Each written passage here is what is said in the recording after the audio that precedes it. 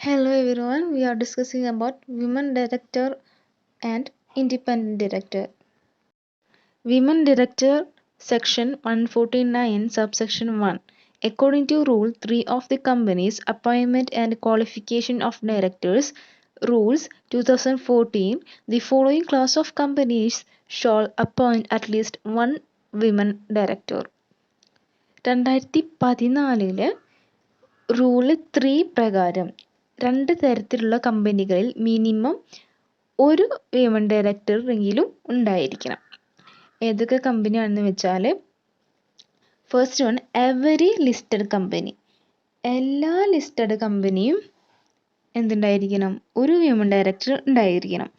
ഏതെങ്കിലും സ്റ്റോക്ക് എക്സ്ചേഞ്ചിൽ ലിസ്റ്റ് ചെയ്തിട്ടുള്ള ഏതൊരു കമ്പനിയിലും മിനിമം ഡയറക്ടർ ബോർഡിൽ ഒരു വിമൻ ഡയറക്ടറെങ്കിലും ഉണ്ടായിരിക്കണം.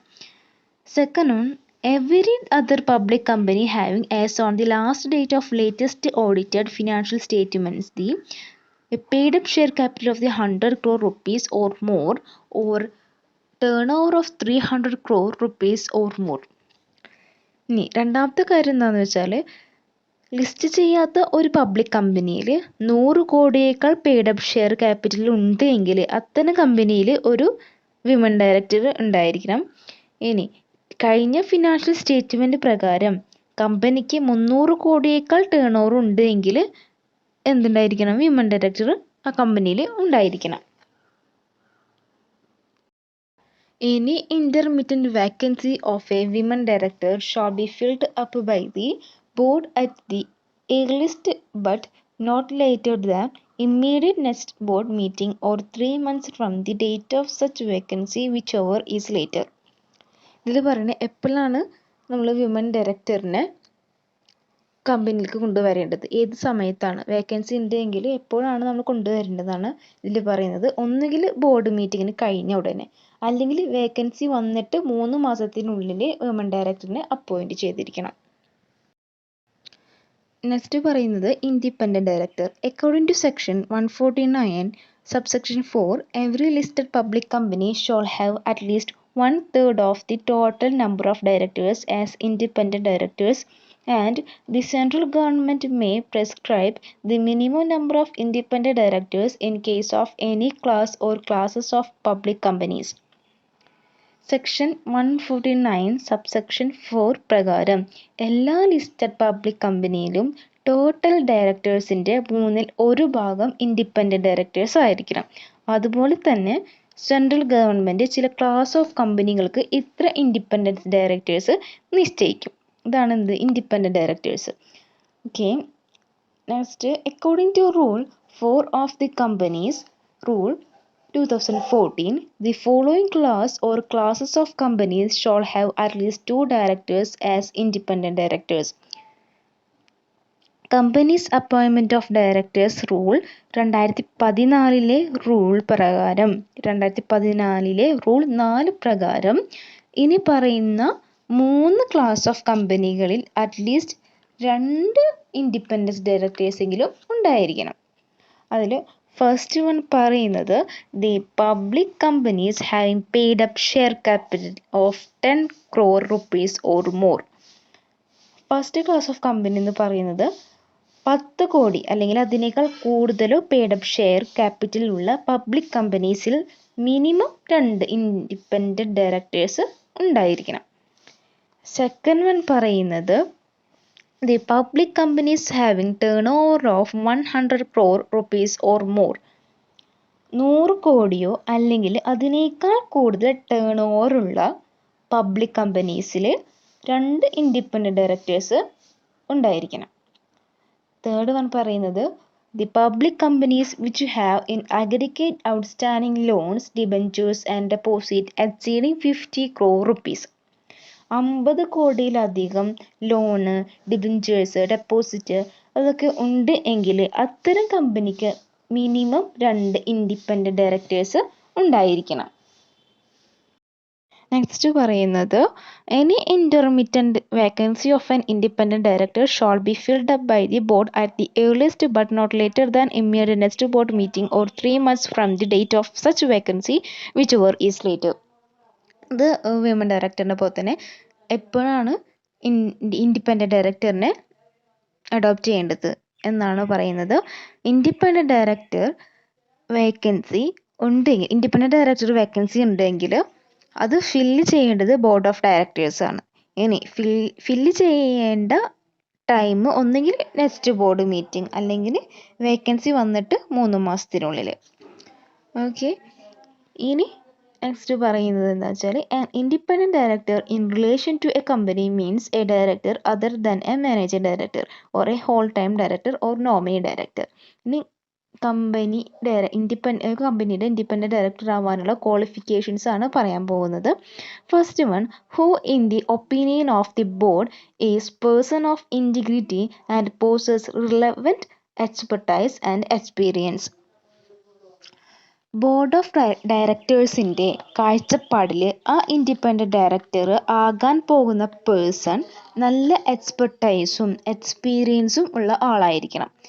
ഇൻഡിപെൻഡൻറ്റ് ഡയറക്ടർ എന്തായിരിക്കണം? നല്ല എക്സ്പീരിയൻസും എക്സ്പെർട്ടൈസും ഉള്ള ആളായിരിക്കണം. ഓക്കെ, സെക്കൻഡ് വൺ പറയുന്നത്, who is or was not a promoter of the company or its holding subsidiary or associate company. ഇനിയാണ് ഇമ്പോർട്ടൻ്റ് ആയിട്ടുള്ള പറയുന്നത്, ഇയാൾ ഒരിക്കലും ആ കമ്പനിയുടെ ഹോൾഡിംഗ് കമ്പനിയുടെയോ സബ്സിഡറി കമ്പനിയുടെയോ അസോസിയേറ്റ് കമ്പനിയുടെയോ പ്രൊമോട്ടർ ആകാൻ പാടില്ല. അങ്ങനെയുള്ള ആൾക്കാർക്ക് ഇൻഡിപെൻഡൻറ്റ് ഡയറക്ടർ ആവാൻ സാധിക്കില്ല. സെക്കൻഡ് വൺ പറയുന്നത്, who is not related to promoters or directors in the company its holding subsidiary or associate company. അല്ലാന്നുണ്ടെങ്കിൽ ആ കമ്പനീൻ്റെ ഹോൾഡിംഗ് കമ്പനിയുടെയോ സബ്സിഡറി കമ്പനിയോ അസോസിയേറ്റ് കമ്പനിയുടെയോ പ്രൊമോട്ടറായിട്ടോ അല്ലെങ്കിൽ ഡയറക്ടറായിട്ടോ ഈ പേഴ്സണ്, അതായത് ഇൻഡിപെൻഡൻറ്റ് ഡയറക്ടർ ആവാൻ പോകുന്ന പേഴ്സണ് റിലേഷൻഷിപ്പും ഉണ്ടാക്കാൻ പാടില്ല. അതായത് ഇത്തരത്തിലുള്ള അസോസിയേറ്റ് കമ്പനിയുടെയോ ഹോൾഡിംഗ് കമ്പനിയുടെ സബ്സിഡറി കമ്പനിയുടെ ഒക്കെ എന്തായിട്ടുള്ള ആൾക്ക്, പ്രൊമോട്ടർ ആയിട്ടുള്ള ആൾക്ക് അല്ലെങ്കിൽ ഡയറക്ടർ ആയിട്ടുള്ള ആളുടെ എന്തുണ്ടാകാൻ പാടില്ല? റിലേഷൻഷിപ്പ് ഉള്ള ആളായിരിക്കാനും പാടില്ല.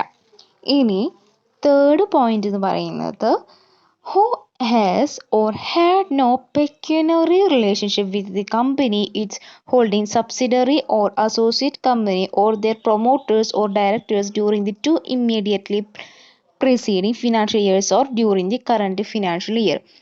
ആ കമ്പനിയുമായിട്ടോ ആ കമ്പനിയുടെ ഹോൾഡിംഗ് കമ്പനിയായിട്ടോ സബ്സിഡറി കമ്പനിയായിട്ടോ അസോസിയേറ്റ് കമ്പനിയുമായിട്ടോ അല്ലെങ്കിൽ ഡയറക്ടേഴ്സുമായിട്ടോ പ്രൊമോട്ടേഴ്സുമായിട്ടോ ഫിനാൻഷ്യൽ റിലേഷൻഷിപ്പ് ഉള്ള ആളാവാൻ പാടില്ല. ഏതുവരെ? അയാളെ കമ്പനിയിലേക്ക് അപ്പോയിൻറ്റ് ചെയ്യാൻ ഉദ്ദേശിക്കുന്ന ഫിനാൻഷ്യൽ സ്റ്റേറ്റ്മെൻറ്റിന് തൊട്ട് മുന്നത്തെ 2 വർഷങ്ങളിൽ അയാൾക്ക് ഫിനാൻഷ്യൽ റിലേഷൻഷിപ്പ് ഈ പറഞ്ഞ ആളുകളായിട്ട് ഉണ്ടാകാൻ പാടില്ല. ഇനി ഫോർത്ത് പോയിന്റ് പറയുന്നത്, none of whose relatives has or had pecuniary relationship or transaction with the company its holding subsidiary or associate company or their promoters or directors amounting to 2% or more of its gross turnover or total income or 50 lakh rupees or such a higher amount as may be prescribed, whichever is lower during the 2 immediately preceding financial years or during the current financial year. അതായത് ഒരു കമ്പനിയുമായിട്ടോ അതല്ലെങ്കിൽ ആ കമ്പനിയുടെ holding കമ്പനിയായിട്ടോ subsidiary കമ്പനിയായിട്ടോ associate കമ്പനിയുമായിട്ടോ അല്ലെങ്കിൽ പ്രൊമോട്ടേഴ്സുമായിട്ടോ അല്ലെങ്കിൽ ഡയറക്ടേഴ്സായിട്ടോ പെക്യുനറി relationship ഉണ്ടാവാൻ പാടില്ല. പെക്യുനറി relationship എന്ന് പറഞ്ഞാൽ ഫിനാൻഷ്യൽ റിലേഷൻഷിപ്പ് ഉണ്ടാവാൻ പാടില്ല. ഈ ഫിനാൻഷ്യൽ റിലേഷൻഷിപ്പ് എങ്ങനെയാണെന്ന് വെച്ചാൽ, ഒന്നെങ്കിൽ ആ കമ്പനിയുടെ 50 lakh റുപ്പീസിൻ്റെ 2%, അല്ലെങ്കിൽ ടോട്ടൽ ഇൻകത്തിൻ്റെ 2%, അതിലധികമോ, അല്ലെങ്കിൽ ഗ്രോസ് ടേൺ ഓവറിൻ്റെ 2%, അതിൽ അധികമോ ഫിനാൻഷ്യൽ റിലേഷൻഷിപ്പ് ഉള്ള ആൾക്കോ ആളുടെ റിലേറ്റീവിനോ ഇൻഡിപെൻഡൻറ്റ് ഡയറക്ടർ ആവാൻ സാധിക്കൂല. ഇനി ഫിഫ്ത്ത് പോയിന്റ് പറയുന്നത്, who neither himself nor any of his relatives. ഇനി പറഞ്ഞ ആൾക്കും പറ്റൂല, ആളുടെ റിലേറ്റീവ്സിനും പറ്റൂല. അവരൊക്കെയാണ് ഇനി പറയാൻ പോകുന്നത്. holds or has held the position of a key managerial person or is or has been employee of the company or its holding subsidiary or associate company in any of the 3 financial years immediately preceding the financial year in which he is proposed to be appointed. അതായത് ഒരു കമ്പനിയിലെ key manager ആയിട്ടുള്ള, ഒന്നെങ്കിൽ നിലവിലോ അല്ലെങ്കിൽ പാസ്റ്റിലോ key manager ആയിട്ടുള്ള, നിലവിൽ key manager ആവാം അല്ലെങ്കിൽ പാസ്റ്റിലും കീ മാനേജർ ആവാം, അത്തരത്തിലുള്ള ആൾക്ക് പറ്റില്ല. അതുപോലെ തന്നെ ആ കമ്പനിയിലെ എംപ്ലോയിക്ക് പറ്റില്ല. ഓക്കെ, ഈ എംപ്ലോയിക്കും കീ മാനേജറും എന്താവാൻ പറ്റില്ല, ഇൻഡിപെൻഡൻറ്റ് ഡയറക്ടർ ആവാൻ പറ്റില്ല. ഏതുവരെ? ഈ കമ്പനിയുടെ കറണ്ട് ഫിനാൻഷ്യൽ ഇയറിന് മുമ്പുള്ള 3 വർഷങ്ങളിൽ എംപ്ലോയി ആവാനും പറ്റില്ല, അതുപോലെ തന്നെ കീ മാനേജർ ആവാനും പറ്റില്ല. ഇനി 3 വർഷത്തിന് മുമ്പാണ് എങ്കിൽ, 3 വർഷത്തിന് മുമ്പാണ് കീ മാനേജർ ആയിട്ടുള്ളതും അതുപോലെ തന്നെ എംപ്ലോയും ആയിട്ടുള്ളതെങ്കിൽ പറ്റും. അതല്ല, കറണ്ട് ഫിനാൻഷ്യൽ ഇയറിന് മുമ്പുള്ള ഇയറിൽ 3 വർഷങ്ങളിൽ, കറണ്ട് ഫിനാൻഷ്യൽ മുമ്പുള്ള 3 വർഷങ്ങളിൽ കീ മാനേജർ ആവാനും പാടില്ല. ആരാവാനും പാടില്ല? എംപ്ലോയി ആവാനും പാടില്ല. Is or has been employee or proprietor or a partner in any of the 3 financial years immediately preceding the financial year in which he is proposed to be appointed of a firm of auditors or company secretaries in practice or cost auditors of the company or its holding subsidiary or associate company or. Okay, next പറയുന്നത് എന്താ വെച്ചാൽ, അല്ലാന്നുണ്ടെങ്കിൽ നിലവിലുള്ള financial ഇയറിൻ്റെ മുമ്പുള്ള 3 financial ഇയറിൽ ഒരു കമ്പനിയുടെയോ അല്ലെങ്കിൽ ആ കമ്പനിയുടെ ഓഡിറ്റേഴ്സ് നടത്തുന്ന ഫേം, അല്ലെങ്കിൽ കമ്പനിയുടെ സെക്രട്ടറി, അല്ലെങ്കിൽ കോസ്റ്റ് ഓഡിറ്റർ, ഇതിൻ്റെയൊക്കെ ഫേം, ഇങ്ങനെയുള്ള ഏതെങ്കിലും ഫേമിൻ്റെ എംപ്ലോയിക്കോ പ്രൊപ്പറേറ്ററിനോ പാർട്ട്ണർ ആയിട്ടുള്ള ആൾക്കോ എന്താകാൻ പറ്റില്ല, ഇൻഡിപെൻഡൻറ്റ് ഡയറക്ടർ ആവാൻ പറ്റില്ല. അതായത് നിലവിലുള്ള ഫിനാൻഷ്യൽ ഇയറിൻ്റെ മുമ്പുള്ള 3 ഫിനാൻഷ്യൽ ഇയറിൽ ഒരു കമ്പനിയുടെ ഓഡിറ്റേഴ്സ് നടത്തുന്ന ഫേം, അല്ലെങ്കിൽ കമ്പനിയുടെ സെക്രട്ടറി, അല്ലെങ്കിൽ കോസ്റ്റ് ഓഡിറ്റേഴ്സിൻ്റെ ഫേം, ഇങ്ങനെയുള്ള ഏതെങ്കിലും ഫേമിലെ എംപ്ലോയിക്കോ പ്രൊപ്പറേറ്ററിനോ പാർട്ട്ണറോ ആയിട്ടുള്ള ആൾക്ക് എന്താകാൻ പറ്റില്ല, ഇൻഡിപെൻഡൻറ്റ് ഡയറക്ടർ ആവാൻ പറ്റില്ല. നെക്സ്റ്റ് പറയുന്നത്, any legal or A consulting firm that has or had any transaction with the company, its holding subsidiary or associate company amounting to 10% or more of the gross turnover of such a firm.